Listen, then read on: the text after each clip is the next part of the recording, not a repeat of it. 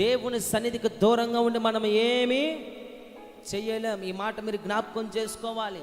దేవుని మీద సనిగితే కార్యాలు జరగవు, సేవకుడి మీద సనిగితే మేలులు జరగవు. మమ్మల్ని ఎందుకు శోధించుచున్నారు? దేవుని ఎందుకు శోధించుచున్నారు? నీకు తెలీదా? విడిపించిన దేవుడు ఏమి చేయగలడో నీకు తెలీదా? శత్రువుల చేతుల నుండి తప్పించిన దేవుడు ఏమి చెయ్యబోతున్నాడో, అద్భుతమేంటో నీకు తెలీదా?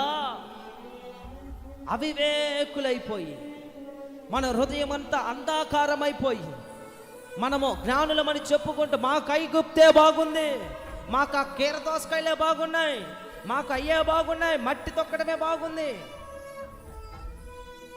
చాలామంది రాలిపోవటానికి సనికి సనికి సనికి గొనికి గొనికి గొనికి అలిగి అలిగి అలిగి అడగటం మానేసి, నా నామమున మీకు ఏది కావాలో మీరు అడుగుడి, నిశ్చయముగా నేను మీకు మీ నమ్మిక చొప్పున మీకు సమస్తము జరుగును.